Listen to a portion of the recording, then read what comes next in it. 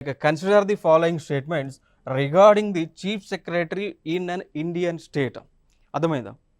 So chief సెక్రటరీకి సంబంధించి ఇండియాలో చీఫ్ సెక్రటరీకి సంబంధించి స్టేట్మెంట్స్ ఇస్తున్నారు. ఏవి సరైనవో అని అడుగుతూ ఉన్నారు. లైక్ 1లో the chief secretary in state is appointed by governor of that state. So chief secretary నియమించేది ఆ రాష్ట్రం యొక్క గవర్నర్ అని అంటూ ఉన్నారు. అవునా కాదా చెప్పండి. రెండోది the chief secretary in state has a fixed tenure. So chief secretary యొక్క టెన్యూర్ ఫిక్స్డ్ ఉంటుంది తెలంగాణలో అన్నారు. మరి అవునా కాదా మనం ఫైండ్ అవుట్ చేయాలి. ఓకే, సో క్రింద ఇచ్చినటువంటి స్టేట్ మనకి అది ఇక్కడ చూడొచ్చు. Which of the following given above is correct అని అంటూ ఉన్నారు.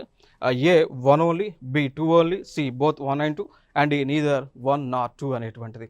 ఓకే, సో దీని మరి ఆన్సర్ని కామెంట్ బాక్స్లో పోస్ట్ చేయండి. ఇవన్నీ నేను కూడా ఎక్స్ప్లెనేషన్ ఇస్తాను చూడండి ఇక్కడ.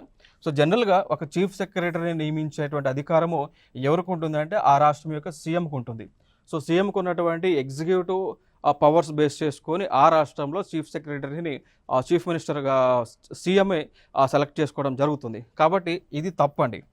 దాని తర్వాత చీఫ్ సెక్రటరీ యొక్క టెన్యూర్ ఫిక్స్డ్ అని ఉంటుంది అన్నారు. సో చీఫ్ సెక్రటరీకి సంబంధించి ఎటువంటి ఫిక్స్డ్ టెన్యూర్ అయితే లేదు. కాబట్టి యాజ్ పర్ ది కాన్స్టిట్యూషన్ రెండు కూడా తప్పు. కాబట్టి we can go for the D అండి.